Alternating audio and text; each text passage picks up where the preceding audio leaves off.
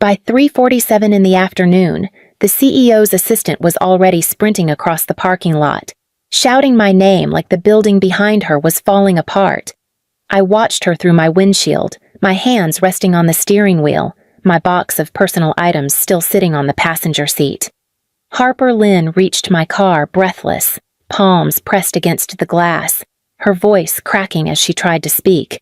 "Nomi, please do not drive away." She gasped. "The meeting is collapsing. They refuse to speak to anyone except you." I lowered the window only a few inches. Her face was streaked with panic, eyes darting back toward the corporate entrance as if she expected more chaos to burst through the doors. "They will not continue without you," she said. "The partner is threatening to walk out. The CEO is losing his mind." I let her words hang in the air. My heart was steady, but it was a steadiness earned the hard way, the kind that comes after a blow you have not fully recovered from. Harper waited, shaking, as I finally spoke. 47 minutes ago, I said quietly. Human Resources handed me one sheet of paper and asked me if I had an MBA. That was the entire conversation. By 3 o'clock, I was fired and replaced by a brand new intern who still had her onboarding badge clipped to her blazer. Harper swallowed, the shame on her face almost louder than her voice. I know how it sounds. But please, know me. The client will not answer a single question unless it comes from you. I unlocked the door and stepped out of the car, keeping the door between us like a shield. "Harper," I said, meeting her eyes. "Why are you begging for me now?" She opened her mouth, but all that came out was another shaky breath. Behind her, the glass entrance doors swung open again, more frantic footsteps piling into the chaos. I closed my car door gently, the sound impossibly calm against the storm rising around us. Whatever had exploded in that conference room during those 47 minutes was waiting for me on the other side of those doors. At 2:42 in the afternoon, I was called into Human Resources with no explanation. The hallway felt wrong, too quiet, too careful, but I pushed open the door anyway. "Mr. Larkin sat behind the small conference table, shoulders stiff, eyes fixed on a folder he kept pretending to straighten. "Know me," he said, voice low. "Have a seat." I stayed standing. "Just tell me what this is." He finally slid a single sheet of paper across the table. "This is the updated qualification requirement for senior coordinators." I glanced down. Qualification requirement update MBA mandatory for all senior coordinators. Employee status does not meet requirement. "That is a joke," I said, my throat tightening. "You know my job never required an MBA. Standards have been revised," he replied. "Effective immediately. That is not a revision. That is a trap." He didn't deny it. "Your role will go to a new intern. She starts today. You must exit the building by 3 o'clock. The humiliation hit like a physical strike. I leaned against the chair to steady myself. Behind him, someone shifted nervously. I turned and saw her Kaylee Dunn, 19 years old at most, still wearing her onboarding badge. Her hands were clasped so tightly around her notebook I thought the paper might tear. "I did not ask for this," she whispered. "They told me, Mr." Larkin cut her off. "Kaylee, step outside." She hesitated, eyes wide with apology that wasn't hers to carry, then slipped out of the room. I looked back at him. "You are replacing 15 years of experience with someone who has not even learned her login." His expression didn't move. "Pack your desk. Know me. Security will meet you at 3. I walked out in a haze, past the desks of people who suddenly found reasons to stare at their screens. One woman mouthed, "I'm sorry," before looking away. At 3 o'clock sharp, security collected my badge. I carried a cardboard box toward the exit, my stomach feeling as hollow as the hallway behind me. They had thrown everything away for an intern who had never set foot in a real meeting. I stayed in the car after security took my badge. the cardboard box tipping against my leg every time I shifted. From where I sat, the skyline of Cincinnati rose above the river warehouses, freight corridors, cranes frozen mid-lift, every piece of it familiar after 15 years of navigating this city's industrial heartbeat. None of it felt comforting now. My phone sat face down in the cup holder. I did not touch it yet. I leaned back against the seat and closed my eyes. The memories came fast, uninvited. I had started here as a temp, filing delivery slips for $10 an hour. One supervisor noticed I never made the same mistake twice. A year later, I was an inventory clerk on the warehouse floor, arguing with vendors twice my age about missing pallets. By the 5th year, I was the one guiding inspectors through worker safety walkthroughs, the one who knew which freight supervisor panicked under pressure and which auditor needed everything printed because she hated screens. I remembered catching a labeling error during a late shift, one mislabeled adhesive in a shipment destined for a medical supplier. If I had not flagged it, the penalty would have been nearly $2 million. That night, my manager shook my hand and said I had saved the quarter. Today, that memory felt like it belonged to someone else. Mr. Larkin's voice replayed in my head, MBA mandatory, does not meet requirement, as if 15 years of living inside every system, every regulation, every crisis meant nothing, as if a question on a sheet of paper could erase every sacrifice I had made to stay afloat. I thought of my father, of the months I worked double shifts to cover his hospital bills after his second heart surgery. I thought of the nights I chose stability over school because missing one paycheck would have broken us. My chest tightened as the weight of it settled in. Then my phone buzzed once, twice, then again. Short, frantic vibrations. I turned it over. A message preview flashed across the screen, and my breath caught. Something inside that building had already gone wrong. What disaster was unfolding inside the meeting I was no longer allowed to attend? The buzzing on my phone kept pulsing, but before I opened any messages, Kaylee's face flashed through my mind, how she had looked that morning when she stopped by my desk. She had hovered there nervously with a paper cup in her hand. Ms. Calder. I was getting coffee and thought, well, I thought maybe you'd like one. I remembered blinking at her, surprised. Just know me as fine. And thank you. She had smiled like the smallest kindness meant something. Now, sitting in my car, I realized it probably did.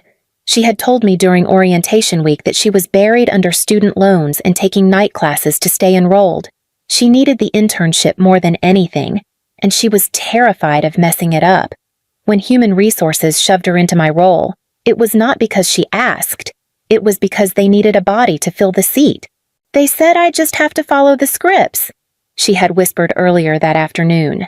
They said compliance is mostly templates. Templates. That was the word they used to replace 15 years of my work. The truth was harsher. Kaylee could not even log into the compliance dashboard without calling the help desk. She barely knew the difference between a shipment audit and a safety correction report.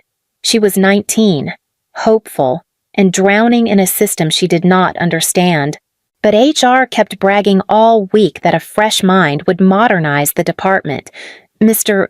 Larkin even said it with a smirk, as if innovation could be pulled from thin air.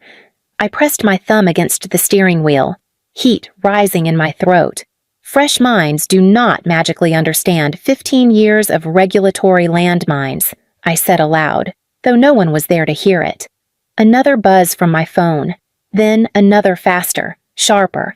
Whatever was happening inside that meeting, it was happening now.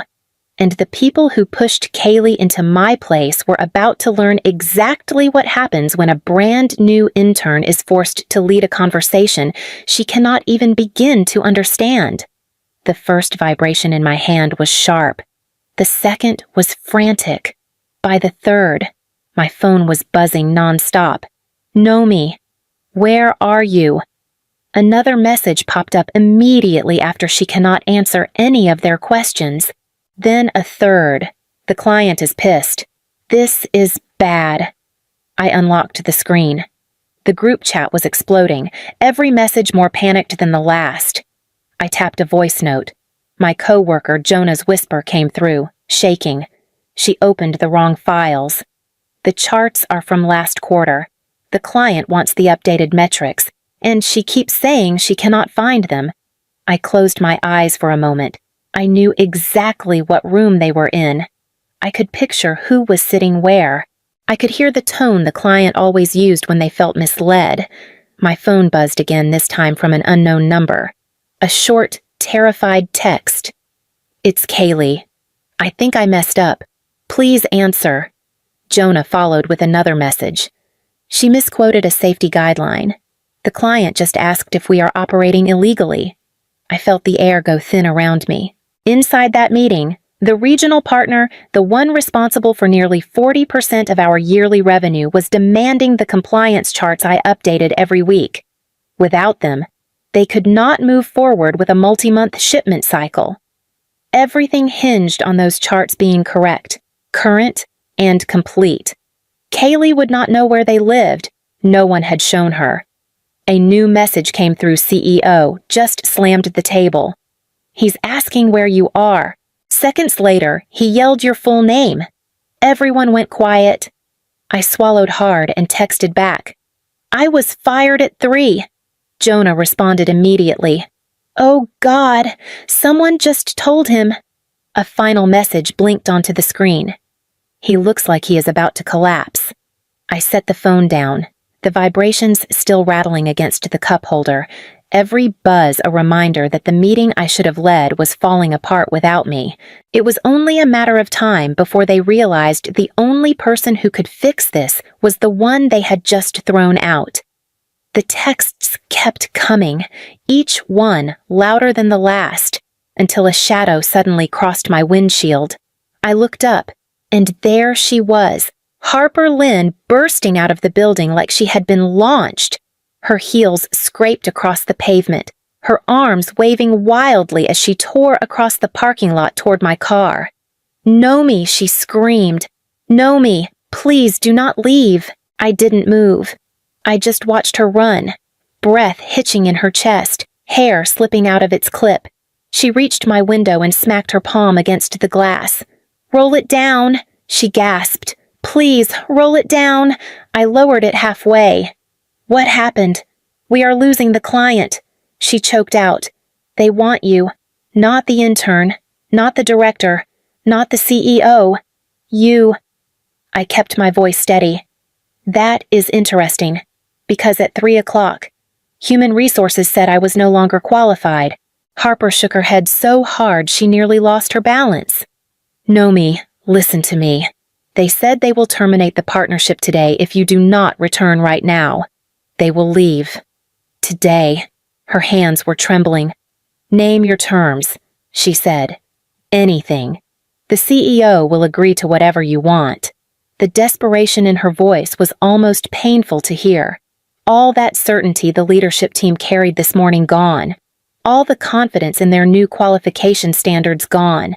The power they thought they had over me gone. I pushed open the car door and stepped out slowly. Harper backed up a half step, still panting, still pleading with her eyes. 47 minutes ago," I said, "you all decided I was expendable." "I know," she whispered. "We were wrong. Just tell me your conditions." I looked toward the entrance, where more employees were gathering, anxiously peering out at us. The shift in the air was undeniable. For the first time all day, I was not the one standing on unsteady ground. Harper waited, breathless, as I closed the car door behind me. If I walked back in, the company would not be the only one negotiating. Harper steadied her breath as I stepped closer. "Tell me what you need. Nomi. Just tell me. I will return," I said, but only under conditions. Real ones. Her shoulders tensed. "All right. First," I said, "I want a written admission of wrongful termination, not verbal.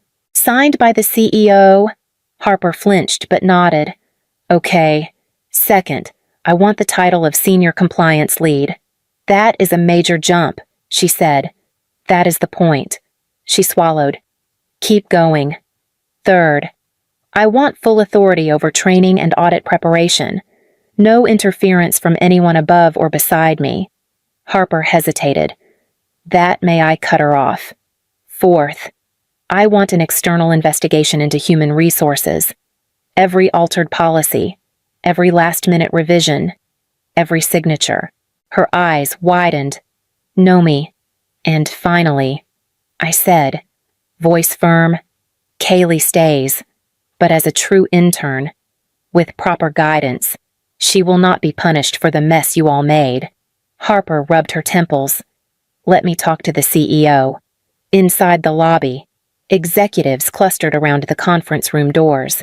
Faces pale, Harper pushed her way to the front, motioning me to wait by the reception desk. Through the crack in the door, I heard the CEO's voice sharp, furious. She wants what absolutely not. A minute later, a project manager ran inside. The client just delivered a final warning. If Nomi is not leading this meeting by 4 o'clock, they will terminate the partnership. The CEO's chair scraped against the floor. Call her in. Whatever she wants, she gets. Harper reappeared, breathless. He agreed. All of it. Every condition. I nodded once, then walked past her, past the frantic cluster of executives, past the young employees whispering my name. I crossed the threshold back into the building I had been forced out of less than an hour earlier. But I did not walk in as the woman they dismissed. I walked in as the woman they now needed more than anyone. Reclaiming my position was only the first step. Something deeper still waited to be confronted. The conference room fell silent the moment I walked in. Kaylee sat rigid in her chair, eyes red, hands trembling over her laptop. The client's lead representative, Mr. Harlan, looked at me with the strained patience of someone who had been held hostage by chaos. I took the seat at the front. Let us restart, I said. I have the correct charts. Relief washed across the table. Kaylee whispered. I am so sorry, but I placed a steady hand on her arm. We will fix this, I murmured. I pulled up the updated compliance metrics. The client nodded, finally seeing numbers that matched their records. But as I moved through the slides, something in the termination paperwork weighed on my mind. The form Human Resources had given me earlier sat wedged in my bag, its wording too sloppy, its formatting unfamiliar. After the meeting stabilized, I stepped aside and opened the file again. The header was wrong. The policy reference code did not exist, and the qualification requirement update had been signed by Dwight Caldwell, a senior manager who had no authority over job standards. I found Harper near the door. Where are the archived policy logs? She blinked. Why? Because this form is fake. Her breath caught. Nomi, do not. I walked past her. I found the logs myself. Every version of the qualification policy from the last 10 years sat neatly in the database, untouched until the newest entry. The timestamp showed it had been uploaded less than 2 hours before my firing. Someone had rewritten policy to force me out. Instead of confronting anyone, I compiled everything. Screenshots, file histories, the forged form, the old guidelines, all of it. Later that afternoon, the client demanded an independent review due to the earlier performance discrepancies. The CEO panicked. I stepped forward. I have documents ready, I said. The investigation moved quickly. The findings were brutal. Human Resources had forged the new qualification standards. My firing had violated multiple state labor rules and internal ethics codes. Dwight Caldwell had personally approved the unauthorized form. This time, the paper that tried to erase me became the paper that exposed them. The results of the independent review hit the company faster than anyone expected. By late morning, Human Resources Director Larkin was escorted out of the building, suspended pending a full investigation. He did not look at me as he passed. His jaw stayed locked, but his hands shook. By noon, Senior Manager Dwight Caldwell submitted a resignation letter so abrupt it barely filled half a page. He avoided termination by hours, but not disgrace. 2 executives whispered that he left the parking lot without even clearing his desk. The board requested a private meeting with me that same afternoon. They sat stiffly around the long table, each one taking turns offering apologies. The chairwoman spoke first. "We failed you," she admitted. "And we damaged the company in the process." "You damaged the people who work here," I corrected gently. I was only the first one to be caught in the crossfire. They nodded, unable to argue. After the private apology came the public one short, formal, delivered in front of department heads and floor supervisors. My name echoed through the room, no longer as a footnote but as an acknowledgement. Later, Kaylee found me near the break room. Her eyes brimmed with tears. "Ms. Calder. Know me. I thought you would hate me." I shook my head. "You did nothing wrong. Kaylee, you were pushed into a role you were never meant to carry alone." She let out a breath that sounded like relief and fear tangled together. "Thank you for not blaming me. I will help you learn," I said, properly this time. Her smile trembled but held. "I want to earn this job the right way." Over the next week, the company reinstated the correct qualification standards nationwide. No fabricated policies, no shortcuts. I was asked to lead the redesign myself, shaping a new fairness framework across all Cincinnati operations. Walking through the halls, I felt the shift. People stopped whispering. They started listening. I had not just won back a seat, I had reshaped the ground that seats stood on. Now that I had rebuilt what they tried to break, I had to decide what future I was finally free to choose for myself. The email arrived before I even finished my morning coffee. The subject line read, "Invitation from the National Audit Council." For a moment, I wondered if it had been sent to me by mistake. Then I opened it. They wanted me to serve as an advisor, helping reform compliance standards across Ohio's industrial sector. Every word was measured, respectful, and direct. They had reviewed my work, the crisis I stabilized, and the policies I rebuilt. They believed I could help prevent similar failures statewide. I reread the message twice before letting the phone drop gently onto my desk. Harper stood in my doorway. "You are smiling," she said. "That is new." "I received an offer," I replied. "Something outside this building. Are you leaving?" "Not yet. I want to finish what I started." I paused. "But I will accept their invitation. It matters." She nodded, and for once there was no panic behind her eyes, only understanding. Later that afternoon, I walked past the Human Resources wing. The glass doors were sealed, the office dark, the desks stripped bare. A temporary sign hung on the door, "Internal investigation in progress." I placed my hand against the cool glass. "The paperwork always tells the truth." I whispered. "Down the hall." Kaylee hurried toward me, clutching a folded note. "I wrote something," she said shyly. I did not know how else to say it. I opened it. Her handwriting was small and careful. "Thank you for showing me that real leadership is not about degrees. I want to grow into someone who leads the way you do." I closed the note, moved by the sincerity in every line. "You are already starting," I told her. When I stepped into my new office, I paused at the threshold. The room was not the one they took from me. It was reworked, repainted, rebuilt. My desk centered exactly where I wanted it. My files organized the way I trusted. My nameplate freshly engraved. I was not fired because I lacked an MBA, I said softly. I was fired because someone underestimated the power of lived experience. And 47 minutes later, the company learned just how costly that mistake could be. What would someone else have done if the place that discarded them begged for their return less than an hour later? My boss looked straight at me and said I had not contributed anything, then pushed a termination agreement across the table. Serena Halden did it with the same calm certainty she used when approving vendor contracts, as if ending my 7 years in her department required no more thought than clearing a notification from her phone. Marin, I will not repeat myself, she said, tapping the final page with one manicured nail. You asked for a 10% raise. You have not earned it. You have not demonstrated strategic value, and I cannot keep anyone who overestimates themselves. I felt my throat tighten, but I kept my voice steady. I brought the updated routing model last quarter. It cut delays by nearly 30%. Serena made a soft noise, somewhere between a laugh and a sigh.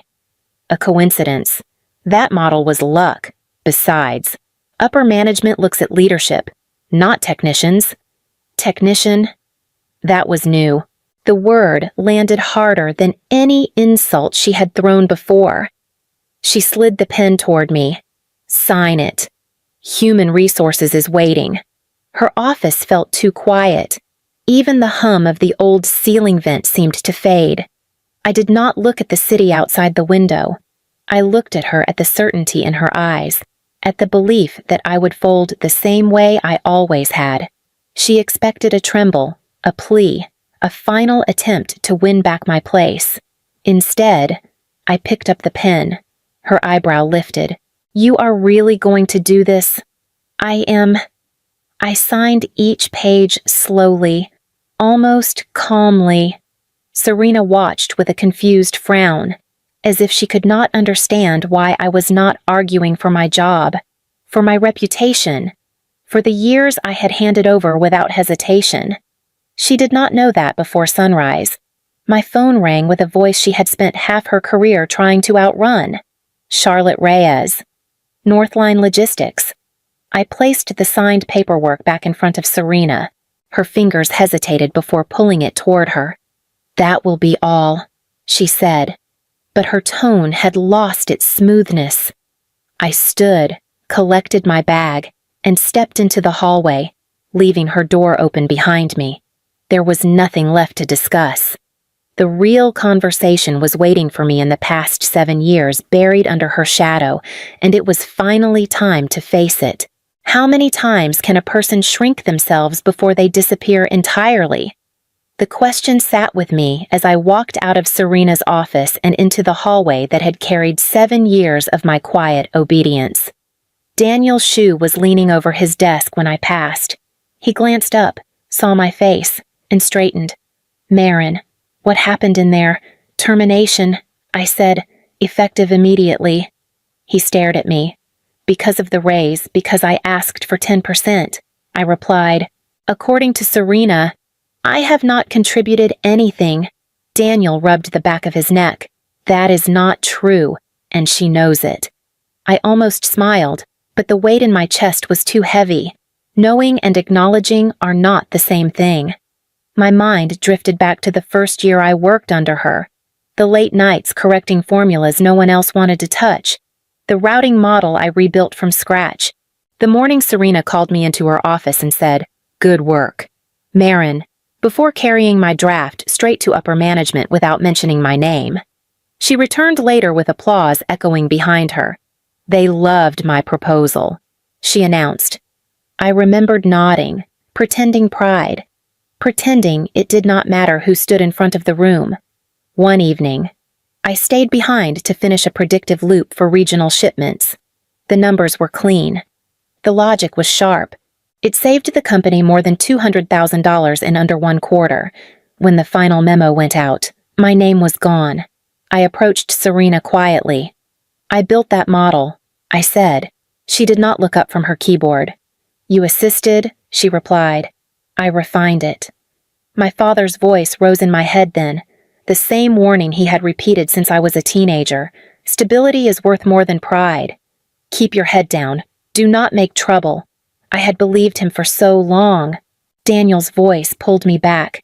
You deserved better than this. I know, I said, and for the first time, the words felt solid. I picked up my things and walked toward the elevator. The loyalty that had once held me still was beginning to feel like something else entirely. What if the truth hides in the smallest accidental click? I learned that lesson on a Tuesday afternoon, long before Serena pushed my termination papers across the table. The email appeared in my inbox with no subject line. At first, I thought it was another automated alert. Then I saw the sender, Serena Halden. For a moment, I considered deleting it. Curiosity won. Inside was a full report, my framework, my formulas, my phrasing. Except every place my name should have been, Serena had replaced it with her own. She had even rewritten the introduction, but the structure was identical. It was the same model I had built alone over 2 silent weekends. I stood from my desk and walked to her doorway. "You sent me the draft," I said, holding up my phone. Serena did not look away from her screen. "Then delete it. I recognize every line," I said. "You are presenting this as your breakthrough." She finally lifted her head. "Marin, stay in your lane. You build tools. I translate them for leadership. That is the arrangement." That was never the arrangement. Her expression cooled. "If you want visibility, you earn it through me, not around me." The room felt smaller than usual. I stepped back, unsure if I was angrier at her or at myself for letting this pattern stretch across 7 years. As I returned to my desk, Daniel swiveled toward me. He lowered his voice. "She used your loop, did she not?" "It is the entire report." He sighed. "Everyone knows who does the real work. They just pretend not to." His words should have felt comforting. Instead, they stung. If everyone knew, then everyone had also watched it happen. I sat down slowly, the weight of his honesty settling in my ribs. Humiliation pulsed under my skin, mixed with something sharper fear of what would happen if I dared to step beyond the boundaries Serena had built around me. The elevator chimed in the distance, and I closed my inbox. If my work could be erased that easily once, it could just as easily happen again. What if the lifeline you need has been sitting in your inbox for years? The thought flickered through my mind as I packed the last of my things into a cardboard box. My badge, a few notebooks, a half-a-dead plant. 7 years reduced to what could fit between my hands. Daniel hovered beside my desk. "You should not leave like this," he whispered. "She does not get to decide your worth." "She already did," I said.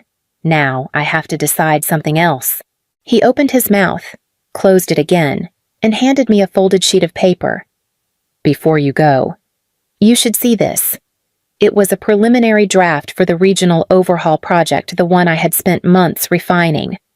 At the top, Serena had written, "Presented by Serena Halden. She is planning to take it to the executive team next week," Daniel said quietly. "Your version, word for word." My chest tightened. "Of course she is." He lowered his voice further. "Marin, if you walk away, she will act like you never existed." I shook my head. "She already does." I tucked the paper into my box and headed toward the elevators, but something in me resisted pressing the down button. Instead, I stepped into the empty conference room across the hall and opened my inbox.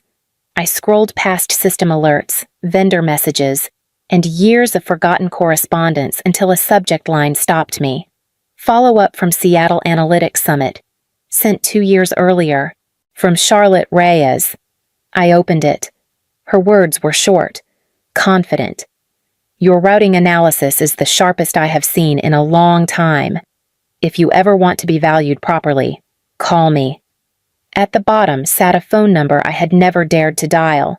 Daniel appeared in the doorway. "Are you all right?" "No," I said. "But I think I know what I need to do." I memorized the number, closed the laptop, and carried my box out of the room. My hands shook, not from fear, but from possibility, a feeling I had nearly forgotten. What I would risk for the first real chance at being seen was something I was finally ready to find out. What if the person you are afraid to call answers on the first ring? I stared at the number on my phone until my vision blurred. My thumb hovered, pulled back, hovered again. The conference room felt too quiet, too empty, like it was waiting to see if I would finally step out of the shadow I had lived in for 7 years. I pressed call. The line barely rang once. Marin Kepler, a voice said, crisp and certain. I was wondering when you would reach out. I swallowed hard. Charlotte. Of course. I recognized the number. There was no surprise in her tone, only expectation. It happened today. Did it not? Serena finally pushed too far. My breath caught. You already know I have been watching her pattern for years, she replied. Every time one of your models appeared in public reports, I could see her fingerprints all over the parts that were not hers. I leaned against the table. I did not think anyone noticed. Oh, I noticed, Charlotte said. And I have been waiting for you to stop letting someone else speak for your brilliance. The room felt smaller, but not in the way Serena's office had. This was pressure from the inside, hope pressing against the ribs. I do not have a job anymore, I said. Serena fired me for asking for a 10% raise. Charlotte made a quiet, disbelieving sound. You built the only predictive model in this region that actually works. She fired her strongest mind because she was afraid of you. I did not know what to say. For years, I had waited for someone to contradict Serena, and now the words felt too large to hold. Meet me tonight, Charlotte said. 7 o'clock. I will send you the address. I will not make you any promises over the phone, but I think you already know why I want to talk. I hesitated only a moment. I will be there. Good, she said. It is time you stopped shrinking. When I ended the call, my hands were shaking not from fear, but from something I had not allowed myself to feel in a long time. What if the person who truly sees your worth has been watching your work all along? What happens when someone finally shows you the data you were never meant to see? I kept replaying that question as I walked into the small cafe Charlotte had chosen. She was already seated, posture straight, expression unreadable but alert, like someone who had made a decision long before I arrived. Marin, she said, standing to greet me. Sit. We have a great deal to cover. I sat across from her, unsure where to begin. Charlotte did not give me time to search for words. She pulled out a tablet and tapped the screen. Here, she said, turning it toward me. This is the regional routing model your company has been using for 3 years. The framework has your structure, your logic, your sequencing. My breath caught. That is mine. It is, Charlotte replied. And this she swiped to another file. Is the version presented by Serena Halden. Look at the revision history. I leaned forward. Each timestamp showed Serena opening my drafts, copying sections, rewriting headings, deleting my name. She did this repeatedly.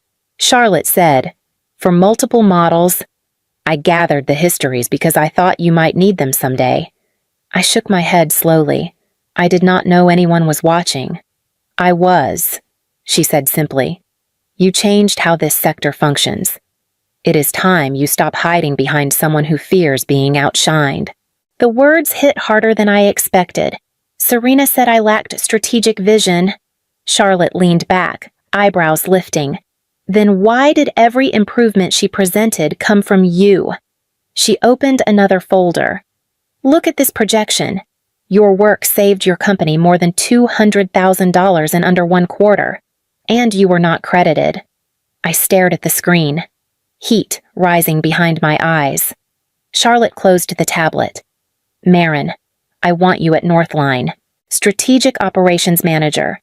Salary nearly double what you made, and full authorship for every project you lead. I inhaled, sharp and unsteady. Why me? Because you earned it, she said, and because I do not offer roles out of pity. The certainty in her voice softened something inside me. I pressed my palms together, grounding myself in the moment that felt like a door opening after years in the dark.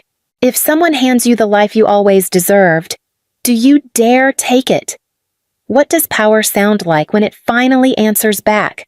I carried the HR packet under my arm as I stepped into the office for the last time.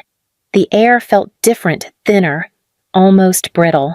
Serena was waiting near her doorway, arms crossed, expression sharp enough to slice through whatever dignity I had left. "So, you came back," she said. "I assumed you would avoid the embarrassment." "I am here for the paperwork," I replied. She gave a dry laugh. "Marin, let us be honest. No one in this industry is going to hire someone who folds under pressure. You should have taken my feedback instead of running from it." "I did not run. I said, well, you certainly did not rise," she snapped. "A 10% raise. On what planet did you think you deserved that you are going to learn very quickly that no one values an analyst who confuses effort with impact?"